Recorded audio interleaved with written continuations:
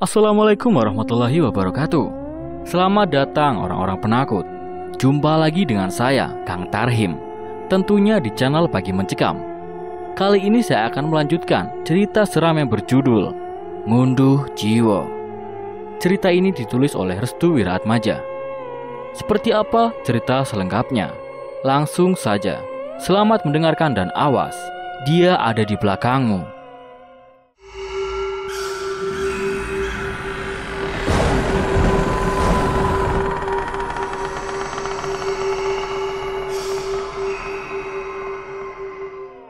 Di Sawongso, Dini mulai membuka matanya lebar-lebar. Ia menatap cermin yang ada di hadapannya. Kali ini, dia sengaja melanggar segala perintah yang diberikan oleh calon mertuanya itu untuk memakan bunga melati yang tinggal tersisa beberapa butir saja. Ia juga sengaja tidak merawat wajah dan juga rambutnya. Entah mengapa, kali ini pikirannya hanya tertuju kepada kedua orang tuanya. Dia tidak memperdulikan pernikahannya esok hari. Seandainya dunia bisa berputar kembali, mungkin Dini akan menghabiskan waktunya untuk kedua orang tuanya. Dia sudah termakan dengan omongan manis bagus yang selama ini menjadi orang yang sangat dipercayainya. Hatinya sudah benar-benar kecewa semenjak saat itu. Dini tidak menyangka jika pernikahannya adalah pernikahan yang diperalat untuk kepentingan tertentu. Benar kata ibunya, Dini harus merelakan orang yang menurutnya sangat dicintainya. Namun, orang itu sendirilah yang akan menjadi sumber rasa sakit yang sangat besar. Dini mulai merasakan hal tersebut manakala dirinya melihat dengan jelas dua orang yang dikenalinya sedang bermesraan. Sembari memandangi cermin, Dini telah mengumpulkan 3 sisir yang 2 dari ketiganya didapatkan di tempat Biimah. Jika memang apa yang dikatakan oleh ibunya benar, maka dia akan melakukan apapun demi membatalkan semua ritual yang akan dilakukan oleh orang-orang yang telah memperalat dirinya. Mana yang lebih menyakitkan nantinya? Dipatahkan oleh cinta atau terbunuh karena melanggar itulah, ucap Dini. Perlahan, tatapannya berubah layaknya menjadi seorang wanita psikopat yang siap membunuh calon suaminya. Rasa sakit hatinya tidak bisa tergantikan dengan apa yang dia rasakan saat itu juga. Menurutnya, kesalahan terbesar dalam hidupnya adalah terlalu mempercayai orang yang seolah-olah telah mencintainya dengan tulus. Padahal, sejatinya orang yang mencintai adalah orang yang tidak pernah menyembunyikan dua perasaan dalam satu hati. Langkah kakinya kini menuju ke ruangan ibunya, Ibu Sri. Dia sadar penderitaan yang terjadi terhadap ibunya oleh sebab perbuatan dari calon mertuanya itu sudah berada di ujung tanduk pada bulan pernikahan. Keraguan Dini semakin memuncak. Ia sama sekali telah dibodohi oleh gemerlap manis perkataan bagus yang telah menodai ketulusan cintanya. Ia juga merasa telah menjadi anak yang durhaka karena tidak mengikuti segala perintah yang dilakukan oleh orang tuanya saat itu. Sembari menengok ibunya yang masih terbujur kaku di kamar, Dini tersenyum mengarah ke arah jendela kamar ibunya. Ia kali ini tidak bisa diperdaya lagi. Wanita yang terlahir dengan rasa sakit akan menjadi seorang wanita yang dipenuhi dengan dendam dan karma. Dan hal ini digambarkan langsung oleh Dini yang saat itu menatap dunia bagaikan sebuah panggung drama yang dimainkan oleh orang-orang besar. Dia hanyalah pemeran pengganti yang ketika sudah tidak menarik lagi, maka akan digantikan oleh pemain lainnya yang secara kebutuhan lebih dibutuhkan dibandingkan dirinya. Dunia itu kejam ya Bu. Kita orang biasa, terlahir sebagai keluarga petani yang tidak kaya dan juga tidak miskin. Namun, orang-orang yang memiliki tanah bertuah dan harta yang melimpah seolah-olah menjadi Tuhan dalam satu hari untuk memperdaya orang-orang seperti kita. Layakkah kita ini menjadi manusia yang terpinggirkan dengan garis penghinaan seperti ini? Ia kemudian menuju keranjang ibunya, mengelus rambut Ibu Sri secara perlahan. Lalu, tidak berselang lama, Dini meneteskan air mata hingga terjatuh tepat di pipi ibunya. Andaikan aku menuruti apa kemauan ibu, maka aku tidak akan membuat ibu menderita ini. Bunga melati dan sisir terkutuk ini adalah 2 benda yang nantinya akan menjadi karma bagi keluarga iblis itu, Bu. Aku siap mengorbankan semuanya untuk mengganti nyawa-nyawa orang yang melayang dengan sia-sia di bulan pengantin ini. Dini harus tetap kuat. Ia kembali mengusap air matanya dan bertindak seolah-olah tidak akan terjadi apa-apa untuknya saat ini. Ia menyanggul rambutnya yang sudah berantakan dan beranjak pergi dari kamar ibunya. Akan tetapi, tanpa disadari oleh Dini, Ibu Sri telah mendengar semua apa yang dikatakan oleh anaknya. Hati kecil anaknya telah terketuk. Kini, Dini telah menemukan jalan kehidupannya dan telah mengetahui langkah selanjutnya untuk menyelesaikan permasalahan kompleks yang sedang ia hadapi saat ini. Di rumah Mbak Suryani. Kini, kekecewaan terbesar benar-benar tergambarkan di raut wajah Ustadz Sumantri. Entah mengapa, hatinya begitu terkikis mendengar asumsi dari Ibu Sumi yang sangat sesuai dengan logika terkait dengan harta kekayaan tersembunyi yang dimiliki oleh Mbah Sur. Aku bahkan curiga dengan apa yang sudah terjadi saat ini. Unduh jiwa tercipta bukan tanpa alasan. Bisa jadi ada penggeraknya. Aku tidak yakin jika hanya Bunda Melati saja yang menjadi sosok utama dalam panggung persembahannya. Jelas Ibu Sumi. Lagi dan lagi, Ibu Sumi seperti memberikan banyak asumsi yang tidak masuk akal. Namun, jika dipikir secara logika, memang benar adanya. Ibu Sumi selayaknya orang yang bertugas memandikan jenazah, telah mengetahui tanda-tanda jenazah yang meninggal dengan meninggalkan banyak sekali urusan di dunianya. Hal ini menjadikan keraguan besar terkait dengan apa yang sudah terjadi selama ngunduh jiwa itu diciptakan. Hal yang seharusnya tidak ditemukan dalam pencariannya, kini terkuak dengan sendirinya. Selama ini, kita hanya mencurigai Bunda Melati yang notabene sebagai penggerak dari ngunduh jiwa. Akan tetapi, kita tidak pernah mencurigai suaminya. Sekarang, aku ingin bertanya kepada Mbah Sur, di manakah suami dari Bunda Melati itu? Tanya Ibu Sumi. Mbah Sur tiba-tiba terkejut mendapatkan pertanyaan semacam itu. Raut wajahnya tiba-tiba saja berubah, manakala Ibu Sumi melemparkan pertanyaan yang tidak diduga-duga sebelumnya. Suami dari Bunda Melati? Tanya Mbah Sur. Apakah ketika di hari pernikahan Rahayu, dia datang? Atau memang sengaja bersembunyi di balik Bunda Melati? Ibu Sumi melihat dengan jelas keraguan yang tertanam dalam wajah Mbah Sur. Keraguan yang tercipta membuat mulutnya sulit mengatakan kejujuran di hadapannya. Kedua tangan dari Mbah Sur juga bergetar, seperti sedang menenangkan dirinya sendiri, untuk bisa memilih dan memilah kalimat yang berada di kepalanya, agar jawabannya tidak menimbulkan kecurigaan terhadap pertanyaan yang dilontarkan oleh Ibu Sumi. Mengenai itu, ucap Ustadz Sumantri yang menunggu jawaban jujur dari mulut Mbah Sur. Ibu Sumi pun tersenyum. Dia sudah tahu jawaban apa yang ingin dikatakan oleh Mbah Sur lewat dengan penggambaran wajah dari Mbah Sur yang penuh dengan ketakutan. Apakah ada pandangan tertentu terhadap orang yang sudah terikat dengan perjanjian dari ritual ngunduh jiwa itu sendiri? Tanya Ibu Sumi. Tiba-tiba, Mbah Sur langsung bersujud tepat di kaki Ibu Sumi. Dia memohon-mohon kepada Ibu Sumi untuk tidak melanjutkan pembongkaran dari ritual ngunduh jiwa ini lebih dalam. Nyalinya benar-benar menciut tatkala Ibu Sumi berhasil membongkar secara perlahan terkait dengan fakta yang ada di dalam ritual tersebut. Aku mohon, kau jangan lebih dalam untuk turut serta dalam hal ini. Aku tidak ingin hal-hal mengerikan akan terulang kembali. Jelas Mbah Sur kepada Ibu Sumi.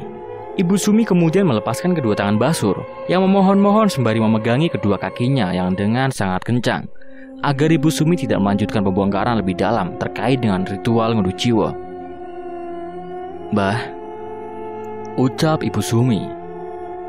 Ibu Sumi mencoba menegakkan kembali dagu Mbah Sur yang sudah merendah. Secara usia, Mbah Sur jelas lebih tua dari Ibu Sumi. Akan tetapi, terkait dengan kebodohan dalam memilih jalan hidup, Mbah Sur adalah salah satu dari orang-orang yang sengaja menerjunkan diri ke dalam sumur penuh dengan kerikil, dibanding dia menjatuhkan diri ke dalam ranjang tempat tidur berisi pendal-pendal empuk yang membuat tubuhnya menjadi nyaman. Hidupmu tinggal hanya dalam hitungan tahun lagi. Tanahmu yang begitu luas tidak menjamin siksa kuburmu diringankan.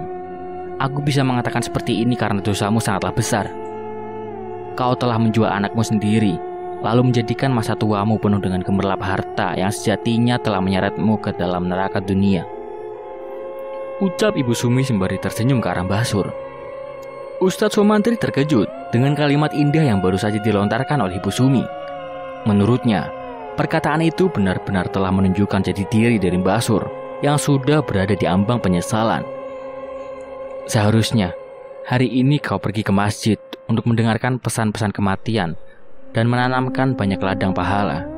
Akan tetapi, potong Ibu Sumi. Mbah Sur hanya menyimak setiap kalimat yang dilontarkan oleh Ibu Sumi yang sudah berlagak layaknya orang tua yang sedang memberikan nasihat kepada anaknya. Dengan memberitahumu semua hal yang kau ketahui dengan ngunduh jiwa, maka masa tuamu akan penuh dengan kedamaian. Bukan hanya itu, siksa kuburmu akan diperingankan, kecuali kau menjadi hamba yang benar-benar bertobat terhadap Tuhan. Hati Mbah Sur seperti terbakar oleh api. Dia merasa sudah direndahkan oleh orang lain yang bahkan dia sendiri tidak mengenalinya. Kurang ajar kau, Sumi. Kau tahu apa tentang dosaku dan siksa kuburku? Kau tahu apa tentang kehidupanku yang penuh dengan penderitaanku? Kau tahu apa tentang Rahayu dan segala kesetiaannya? Tanya Mbah Sur. Tanpa disadari, Mbah Sur telah membongkar secara perlahan terhadap keraguan dari hati Ustadz Somantri yang awalnya tidak mempercayai jika Rahayu benar-benar ditumbalkan oleh Mbah Sur. Jadi, apa yang dikatakan oleh Ibu Sumi itu benar?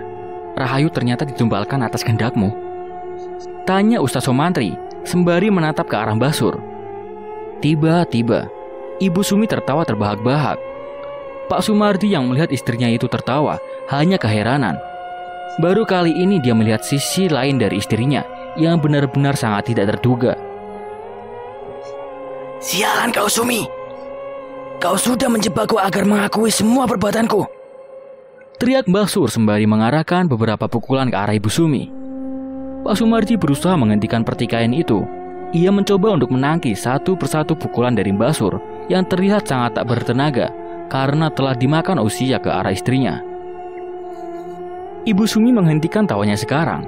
Ia kemudian menundukkan kepalanya sembari memainkan jari jemarinya secara perlahan, seolah-olah ingin membuktikan segala apa yang diucapkannya.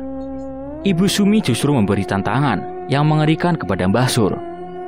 Aku tahu siapa pelakunya sebenarnya dalam ngunduh jiwa ini. Aku tahu ketakutan terbesarmu saat ini. Aku pun juga tahu mengapa selama ini orang-orang menyalahkan Bunda Melati, karena merasa sejatinya pelaku penumbalan ini adalah dirinya sendiri. Jelas Ibu Sumi kepada Mbah Sur. Apa maksud kamu, Sumi? Apakah perias pengantin benar-benar telah melakukan ritual khususnya kepada pelaku di balik ini semua? Apakah Bunda Melati hanya sebagai pengecoh dari asumsi masyarakat?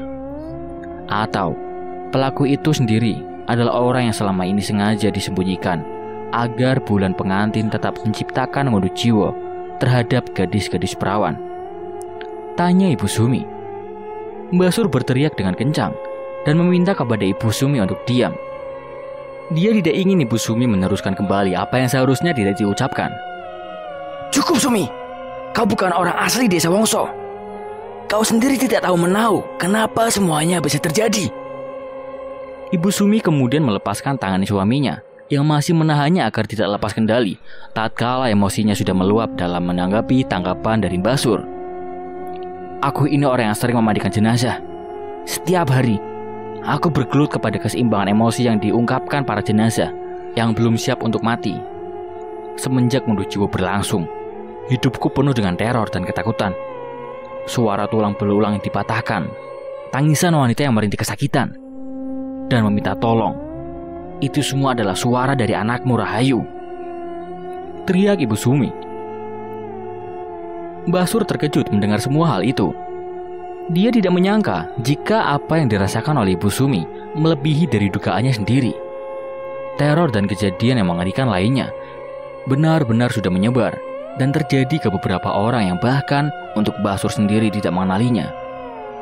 Namun, ada satu pertanyaan yang saat itu juga tercipta di pikiran Mbah Sur. Mengapa Ibu Sumi bisa mendapatkan teror dari Rahayu? Apakah ada kesalahan yang terjadi kepada Ibu Sumi hingga membuat Rahayu terus-menerus menerornya? Tapi mengapa kau juga mendapatkan teror? Apa yang menjadikan Rahayu menerormu? Tanya Mbah Sur. Kali ini Ibu Sumi tidak menjawabnya.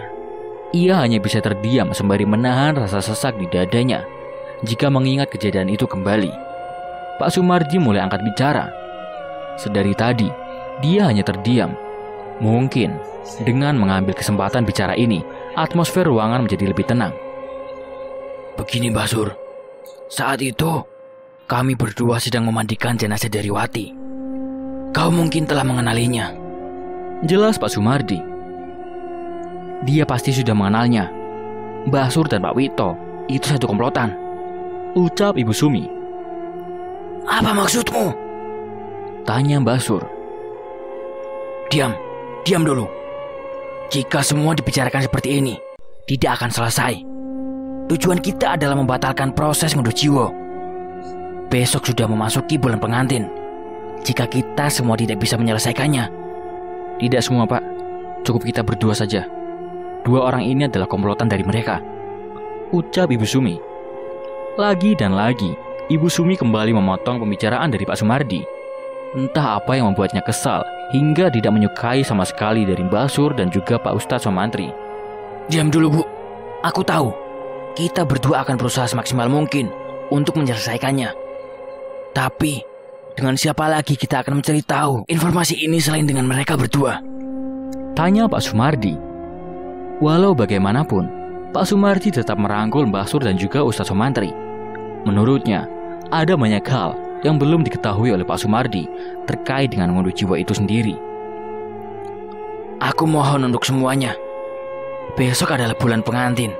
Aku sendiri tidak tahu apa yang harus kita lakukan. Tapi, kita sudah mendapatkan informasi terkait dengan pengantin selanjutnya yang akan dinikahkan oleh Bagus. Apakah ada saran untuk bisa menggagalkannya? Tanya Pak Sumardi. Akan tetapi, gerak-gerik dari Mbah Sur mulai terlihat kembali. Sepertinya, dia sudah menyadari apa yang seharusnya dilakukan untuk menebus semua dosa-dosanya di masa lalu, untuk kesejahteraan serta kedamaiannya di masa sekarang. Aku tahu, kalian berdua ingin menyelesaikan ngunduh jiwa. Tapi, menurut kalian, berapakah pelaku dari orang-orang yang melakukan ngunduh jiwa itu? Tanya Mbah Sur. Pelaku ngunduh jiwa? Tanya Pak Sumardi. Benar. Sebelum kita menyelesaikan semua masalahnya, apakah kalian tahu berapa pelaku dari ngunduh jiwa itu sendiri? Tanya kembali Mbah Sur kepada mereka semua. Ibu Sumi kembali berpikir untuk mendapat jawaban dari pertanyaan diarahkan oleh Mbah Sur terkait dengan pelaku dari ngunduh jiwa itu. Setauku, pelakunya itu ada 4. Ucap Ustadz Somantri. Sebutkan. Bagus, Bunda Melati, Bi Imah, dan juga Cici. Lalu bagaimana dengan Wito? Tanya Mbah Sur kembali. Tidak ada salahnya memang untuk memberikan argumen terkait hal ini. Akan tetapi, status dari Mbah Sur sendiri masih belum jelas. Apakah dia memang pelaku yang layaknya seperti Pak Wito, atau memang dia hanyalah sekutu yang membantu proses ngunduh jiwa dijalankan?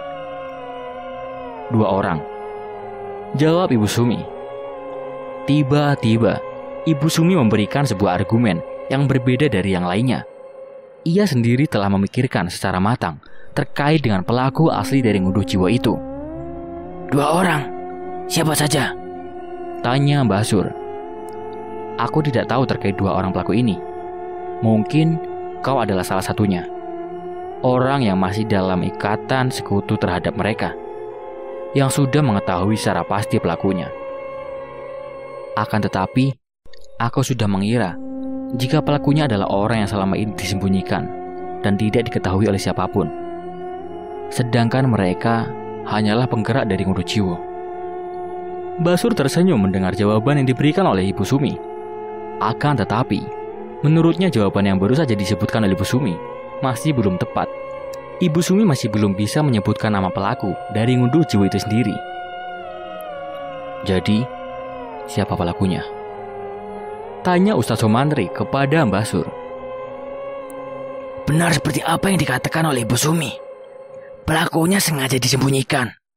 Dia akan muncul ketika bulan pengantin itu tiba. Dek. Ibu Sumi dan Pak Sumardi terkejut mendengar penjelasan dari Mbah Sur. Padahal, Selama ini mereka berdua hanya berkiblat kepada Bunda Melati dan beberapa orang yang secara jelas melakukan ritual itu sendiri. Siapa pelakunya? Tanya Ustadz Sumantri. Aku tidak bisa memberitahukan akan hal itu. Jelas Mbak Sur. Tunggu. Jika dirimu tidak bisa memberitahu, apakah selama ini semua yang kau ceritakan hanyalah karangan palsu darimu sendiri? Tanya Ibu Sumi. Kali ini, Mbak Sur yang tertawa kegirangan. Dia seolah-olah sedang mengejek dan merendahkan Ibu Sumi, serta yang lainnya, karena telah mempercayai cerita yang telah ia buat sebelumnya. Aku sengaja melakukan hal tersebut. Aku membolak-balikan fakta. Saat bulan pengantin tiba dan saat pernikahan itu diadakan, mereka melakukan sebuah ritual. Bukan sebuah akad atau ikatan untuk kedua mempelai. Benar saja, apa yang selama ini dicurigai oleh Ibu Sumi. Mbak Sur benar-benar telah membohonginya dan juga suaminya. Ternyata, saat bulan pernikahan tiba, kedua mempelai akan melakukan sebuah ritual khusus, yang ritualnya itu sendiri bertujuan untuk menyelesaikan syarat dari Ngurujiwo. Kurang ajar kau tua bangka. Kau telah membuat siksa kubur dalam duniamu sendiri. Teriak Ibu Sumi sembari mencoba untuk menarik rambut putih dari Mbak Sur. Tapi anehnya, Mbak Sur bukannya merasa kesakitan saat rambut tuanya ditarik oleh tangan Ibu Sumi. Justru dia tertawa kegirangan sembari meneteskan air mata. Menurutnya, pertemuan itu adalah pertemuan yang paling membahagiakan. Cepat katakan, siapa pelakunya? Cepat katakan bajingan, teriak Ibu Sumi. Udah Bu, kasihan Mbak Sur, pinta Pak Sumardi. Tidak ada kata kasihan untuk iblis yang merasuki tua bangka ini. Dia adalah sekutu dari Bunda Melati. Dia sengaja menumbalkan anaknya. Dia sendiri telah membuat karangan bebas terkait dengan peristiwa di bulan pengantin. Sekali lagi, Ibu Sumi benar-benar kehilangan kendali. Pak Sumardi meminta kepada Ustadz Sumantri untuk membantunya dalam melepaskan kedua tangan istrinya. Bantu aku Ustadz Jalan, jangan hanya diam. Iya Pak. Ustadz Sumantri sedang berusaha membantu Pak Sumardi untuk melepaskan ikatan itu. Ia juga berusaha penuh agar keduanya benar-benar bisa dipisahkan. Tampaknya, kekesalan dari Ibu Sumi sudah mencapai batasnya. Sedangkan Mbak Sur, dia sedang sangat mudahnya mampu memberikan pancingan kepada Ibu Sumi agar masuk ke dalam perangkap emosinya. Sampai akhirnya, rambut dari Mbak Sur banyak yang rontok berjatuhan. Hal ini membuat rambutnya menjadi rusak karena jambakan hebat yang dilakukan oleh Ibu Sumi. Sesaat setelah keduanya dipisahkan, Mbak Sur menundukkan kepalanya. Kau tahu mengapa aku menyerahkan Rahayu kepada mereka? Tanya Mbak Sur. Semuanya terdiam. Mereka tidak ingin menjawab ocehan yang dikeluarkan oleh Mbak Sur kepada mereka semua. Dia, seorang pelaku dari Ngurujiwo, akan mensejahterakan kami semua dengan kekayaan yang dibuat oleh Demit Manten. Ibu Sumi tidak ingin meladeni ocehan aneh dari tua bangka itu. Ia lebih memilih untuk bangkit dari duduknya dan mencari informasi sendiri terkait dengan apa yang selama ini dicarinya. Apakah kau tidak tertarik, Sumi, untuk mengetahui siapa pelakunya? Ibu Sumi terdiam sejenak. Ia kemudian membalikkan badannya seraya mengucapkan sesuatu yang memohok. Kalau memang nantinya ada tulah dari apa yang kau beberkan kepada kami saat ini, pastinya besok aku akan datang lagi kemari. Untuk apa kau datang lagi kemari? Untuk memandikan jenazahmu. Bajingan! Ibu Sumi pun langsung meninggalkan Mbak Sur dan yang lainnya. Pak Sumardi mengikutinya dari belakang. Keduanya benar-benar berani terhadap kematian yang sebenarnya sudah ada di depan matanya sendiri. Entah mengapa, selama ini Ibu Sumi tidak takut akan kematian yang siap merenggutnya. Dia seolah-olah sudah melihat kematiannya sendiri dalam jangka waktu yang tidak akan lama lagi. Mungkin Ngurujiwo adalah salah satu penyebab mengapa Ibu Sumi sendiri telah berada di dalam kehidupan yang setiap harinya dekat dengan kematian. Karena itulah, dia ingin sekali untuk menyelesaikan semuanya, agar kehidupannya tidak berpandangan lagi terhadap kematian yang sudah berada di ujung tanduk.